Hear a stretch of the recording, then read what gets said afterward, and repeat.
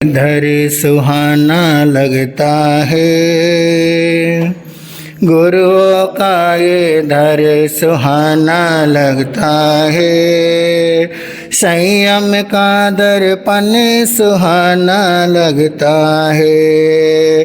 पल भर में ही तो बदलती तकदीरें, पल भर में ही तो बदलती तकदीरें।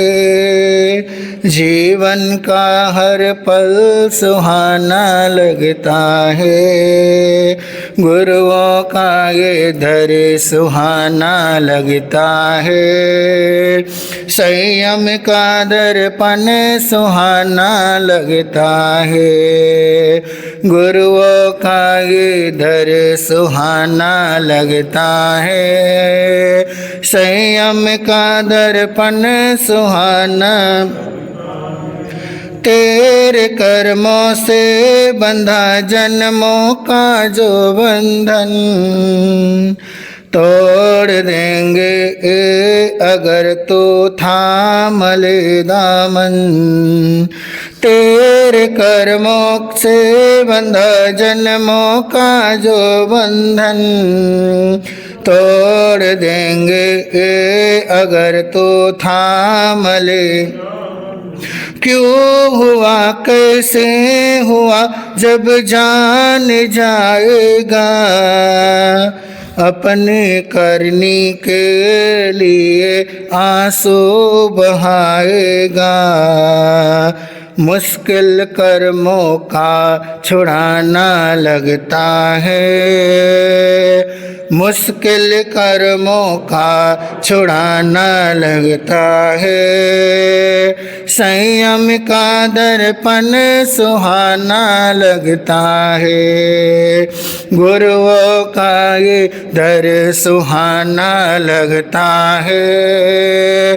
संयम का दर्पण सुहाना। तो इनकी रहमत की नज़र जब रंग दिखाएगी, टूटी हुई डाली भी कलियां खिलाएगी। इनकी रहमत की नज़र जब रंग दिखाएगी, टूटी हुई डाली भी कलियां खिलाएगी। तुझको कहूँ तुमको कहूँ दरबार है न्यारा, जग से निराला है तेरा उपवन बड़ा प्यारा। बाकी सब कुछ तो वीराना लगता है, बाकी सब कुछ तो वीराना लगता।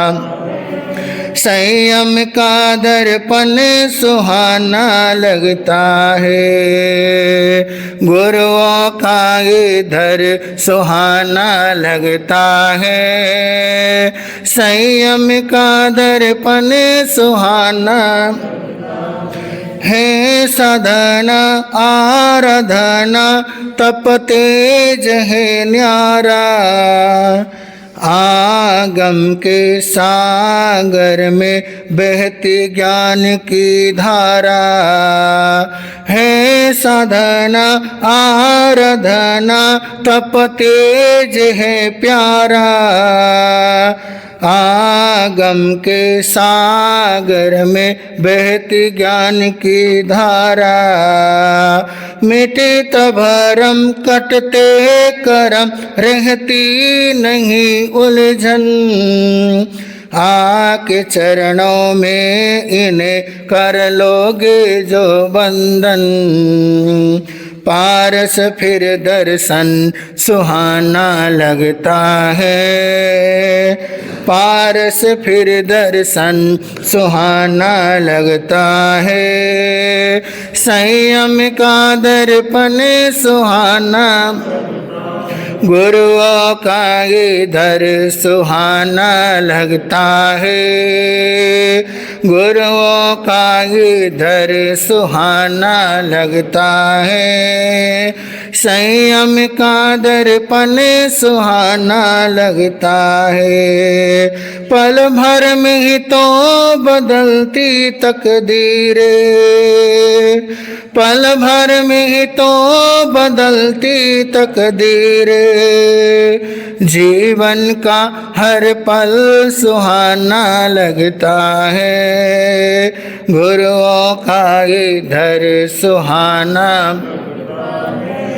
संयम का दर्पण सुहाना लगता है। अष्टकर्म के विजेता, शासन के महाप्राण, सर्वज्ञ सर्वदर्शी श्रमण भगवान महावीर स्वामी, श्रमण संघ सलाहकार विषम पितामह राज ऋषि पूज्य गुरुदेव श्री सुमति प्रकाश जी महाराज साहब को भाव वंदना। अत्र विराजमान पूज्य गुरुदेव के पावन श्री चरण कमलों में सशत नमन। उपस्थित धर्म प्रेमी बंधुओं, ममतामयी माताओं एवं बहनों, सत्संग आप लोग सुनते हुए आ रहे हैं और पिछले अनेकों दिनों में अलग अलग विषयों पर आप लोग श्रवण करते हुए चले आ रहे हैं। तीन बड़े महत्वपूर्ण शब्द हैं,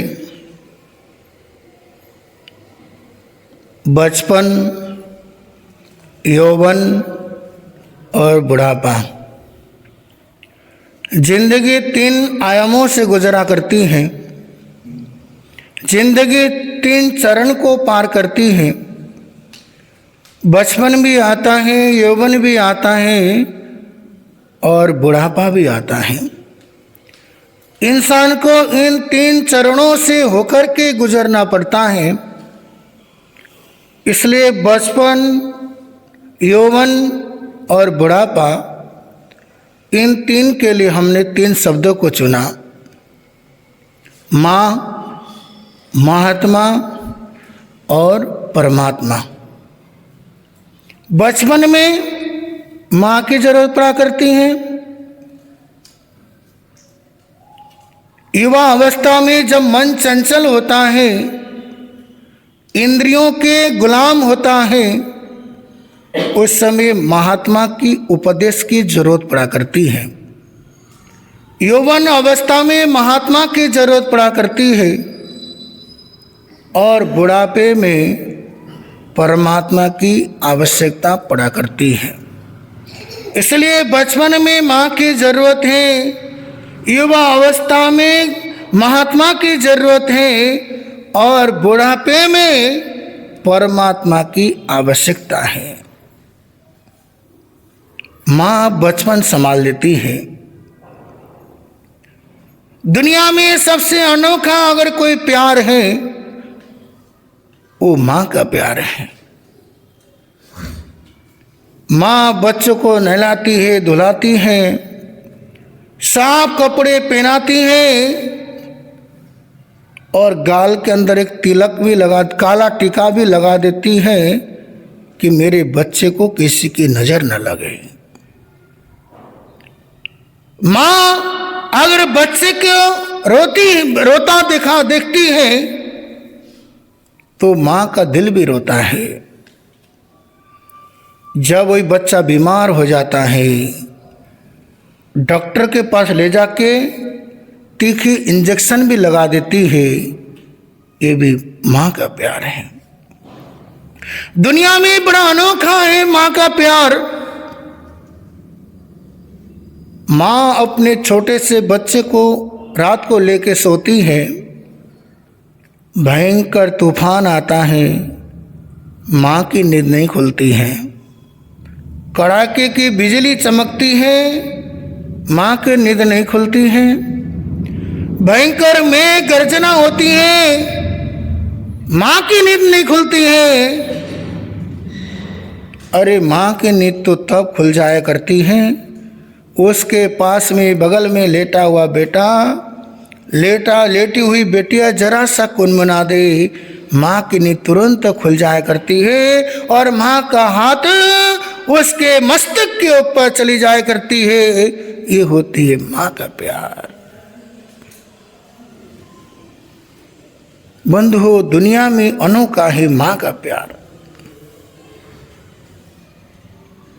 बंधुओं, एक कवि ने माँ की उपमा देने के लिए बैठा, हे माँ, मैं तुझे किसकी उपमा दूं? मैं तुझे सूरज से उपमा देती हूं।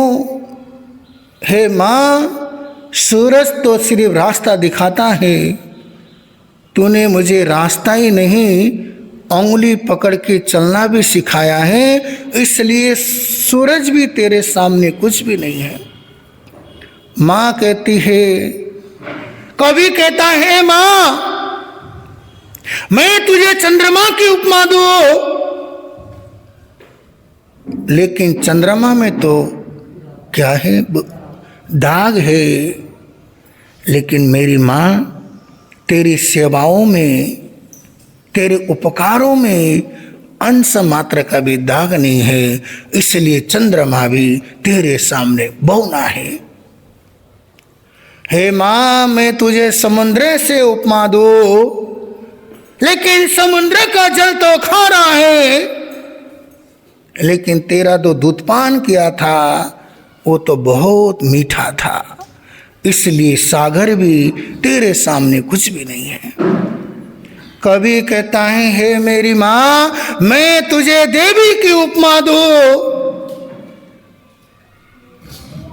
देवी सिर्फ वरदान दे सकती है मेरी माँ, लेकिन मेरी माँ ने वरदान ही नहीं, मुझे तो जीवन दान भी दिया, इसलिए देवी भी तेरे सामने कुछ भी नहीं है। कवि कहता, मैं तुझे ब्रह्मा विष्णु महेश की उपमा दूं। ब्रह्मा में विष्णु नहीं समा सकते, विष्णु में महेश समा नहीं सकते, लेकिन मेरे जिंदगी में तो ब्रह्मा विष्णु महेश तीनों बन के तूने काम किया है, इसलिए ब्रह्मा विष्णु महेश भी तेरे आगे कुछ भी नहीं है। कभी अंत में थक जाता है, हार जाता है। हे मां, तेरी कोई उपमा ही नहीं हो सकती, क्योंकि उपमा शब्द में ही क्या है, मां है, इसलिए मां की कोई उपमा नहीं है। इसलिए मां को महान माना। स्त्रीणाम शतानि शतशो जनयन्ति पुत्रान्, भक्तांबर सूत्र में कहा गया, अरे स्त्री वो है, मां वो है। तीर्थंकर को, अवतार पुरुष को, महापुरुष को जन्म देने वाली ये मां ही है।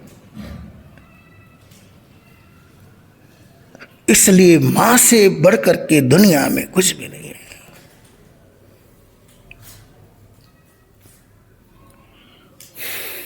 दिल्ली में था,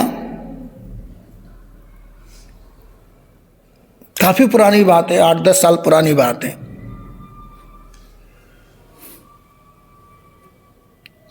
सुबह ठंड का मौसम था, 1 जनवरी के महीना था। बहुत रईसों की कॉलोनी में रुके हुए थे, हम सब अमीर थे, करोड़पति थे, सब कोठी बंगले वाले, BMW मर्सिडीज वाले थे। ऑल्टो मारुति 100 वाला कोई नहीं था वहां पे, सब मर्सिडीज वाले थे। सब 500-1000 गज की कोठियां वाले थे। मैं स्थानक के सेवक के साथ सुबह गोचरी के लिए निकला। एक बहुत बढ़िया कोठी में पहुंचा। बहुत सुंदर कोठी थी, देखने में आलीशान महल के जैसा बना हुआ था। अब जैसे ही दरवाजा खोला, गेट्स में अंदर घुसते ही गैरेज बोलते जहां गाड़ियां खड़ी रहती हैं, एक से एक गाड़ियां हैं टॉप की। उसी गाड़ी के बीचों बीच एक चारपाई लगी हुई थी। उसी चारपाई में फटा पुराना कम्बल पहनकर ओढ़ करके एक वृद्ध व्यक्ति लेटा हुआ था। और जैसे उस व्यक्ति ने आहट सुना, एकदम से खड़ा हुआ। और जैसे ही खड़ा हुआ, एकदम से पलंग से नीचे उतरा, खटिया से नीचे उतरा, कहा मथे नामी गुरुदेव पधारो।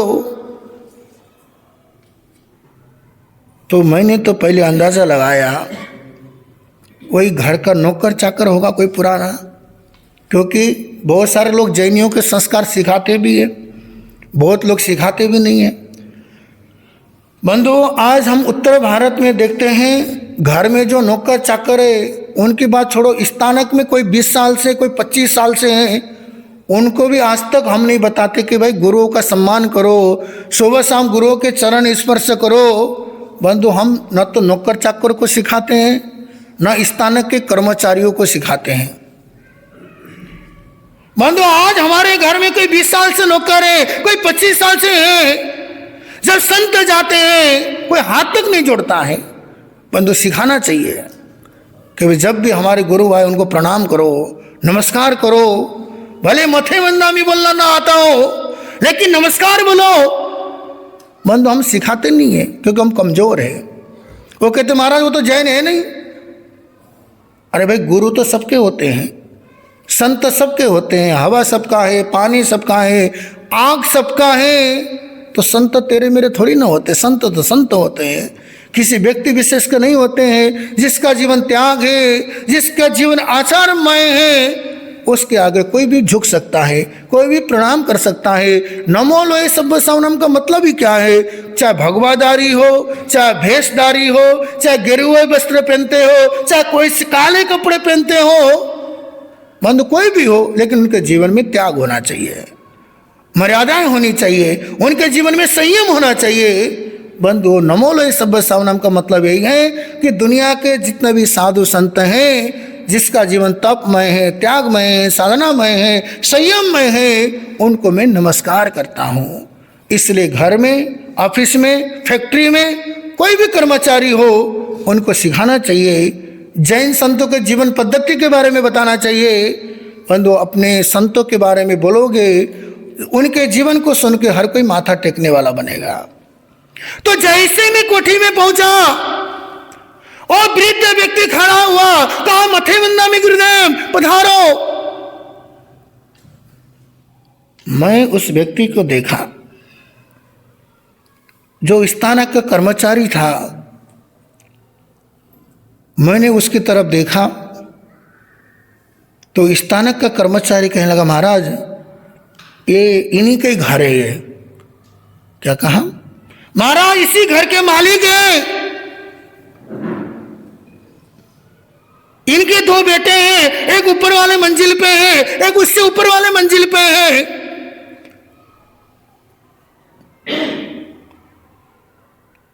उस वृद्ध व्यक्ति को देखा। आज हमारे जैन समाज किधर जा रहा है? आज महावीर को मानने वाला श्रावक कहां जा रहा है? अरे तुम्हारे महावीर ने प्रतिज्ञा की थी जन्म में। अरे जो महावीर को मानते हो, लेकिन महावीर की क्या मानते हैं? आज हम सुबह शाम महावीर की जयकारा लगाते हैं, लेकिन महावीर की शिक्षा का क्या पालन करते हैं? अरे हमारे महावीर ने कहा था, जब तक मेरे माँ बाप जिंदा रहेंगे उनको कभी तकलीफ नहीं दूंगा। जब माँ बाप के कुक्षी में आए थे वर्धमान, क्योंकि उनको तो ज्ञान था, बद ज्ञान, उन्होंने सोचा मेरे हिलने डुलने से मेरी माँ को बहुत तकलीफ होती है, मेरे हिलने डुलने से माँ को बहुत कष्ट होता है। जन्म हुआ ही नहीं, जब वर्धमान पेट में थे त्रिशला के, मेरे हिलने डुलने से मेरी माँ को बहुत तकलीफ हो रही है, बहुत कष्ट हो रहा है। वर्धमान ने अपने शरीर को सिकोट लिया हाथ पैर को बिल्कुल सिकोट लिया, जिससे मेरी मां को तकलीफ ना हो, मेरी मां को कष्ट ना हो।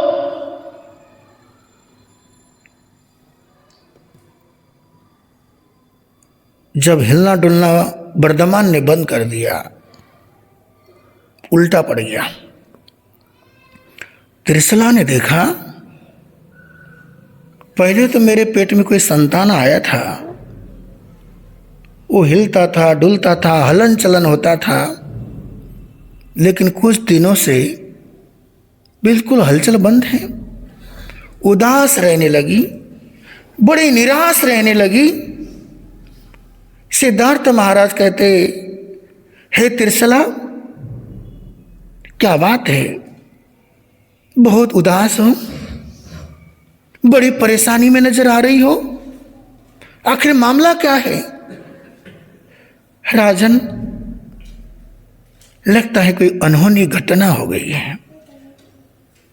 हे महाराजा, लगता है कोई अनहोनी घटना हो गई है। जो संतान मेरे गर्भ में आया था, अब वो हिलना डुलना बिल्कुल बंद है। कोई महसूस ही नहीं हो रहा है कि मेरे पेट में, मेरे गर्भ में कोई संतान है। हे राजन, लगता है बचपन में मैंने किसी घोंसले को तहस नहस कर दिया हो पक्षियों की, मैंने किसी मां को बच्चों से अलग किया हो, पता नहीं मैंने ऐसे कौन से कर्म किए थे। अपने बेटे का, अपने संतान का मुख देखने से पहले मेरा संतान लगता है इस दुनिया से चल बसा है। हे महाराजा, इसलिए मेरा बिल्कुल भी मन नहीं लगता है, बार बार परेशान हो रही हो, बार बार दुखी हो रही हो, पता नहीं ऐसे मैंने कौन से कर्म किए जिसके कारण से मैं अपने बच्चे को मुख देखूं, इससे पहले लगता है कोई अनहोनी घटना घट गई है। बंधुओं, ये थे हमारे महावीर। मेरी मां को कष्ट न हो, मेरी मां को परेशान न हो। बंधु, हम इसी महावीर के संतान हैं। ये हमारे आदर्श में महावीर हैं। अरे जिस देश में हम राम के देश में रह रहे हैं, अपने पिता की आज्ञा पालन के लिए, हे राम, जब कैकेयी ने वर मांगा, हे दशरथ, मेरे बेटे भरत को राज सिंहासन दिया जाए अयोध्या का, और श्री राम को 14 वर्ष के लिए वनवास दिया जाए, क्योंकि राम अयोध्या में हो, भरत को राज सत्ता मिले, ये संभव नहीं था। तो कैकेयी ने कहा, हे दशरथ, मेरे बेटे भरत को राज सिंहासन दिया जाए और श्री राम को 14 साल के लिए वनवास दिया जाए।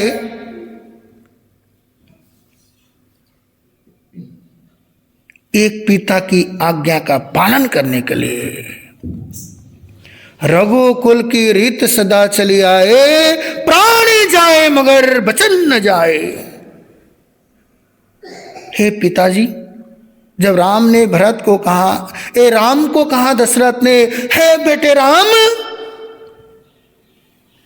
तुम 14 साल के लिए वनवास चले जाओ। जी पिताश्री, जैसी आपकी आज्ञा है।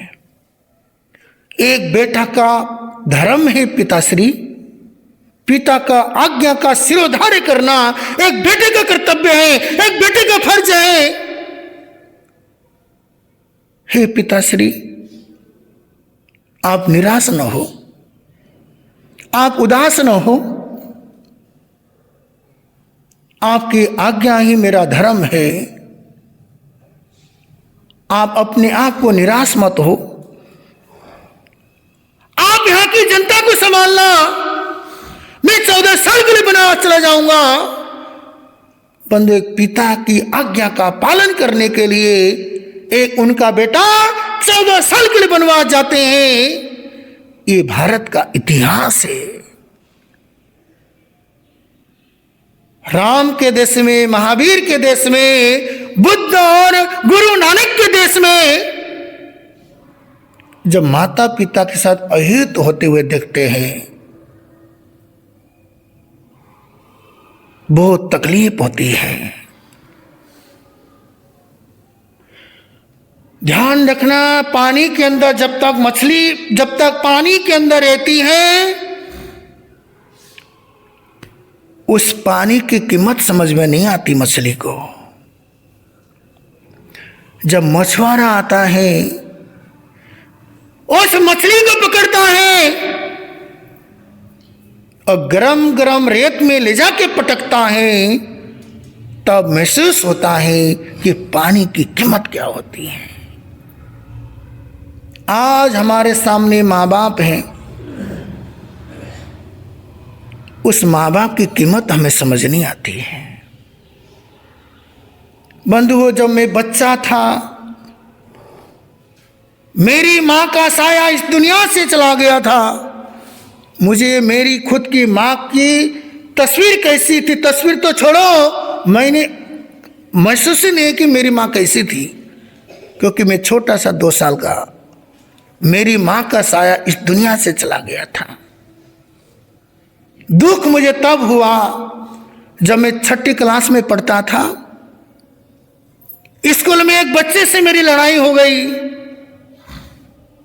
जब मारपीट हो गई तो उसकी मां स्कूल में आ गई और उसने मुझे 2 चांटे मारे। उस समय जैसे मुझे 2 चांटे पड़े, उस समय मेरे को मां की कीमत समझ में आई।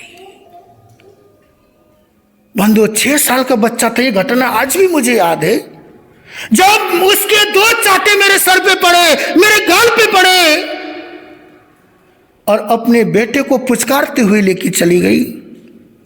मैं वहीं पे बैठा रहा बहुत देर तक। काश मेरी भी मां होती तो मुझे भी ऐसे प्यार करती है।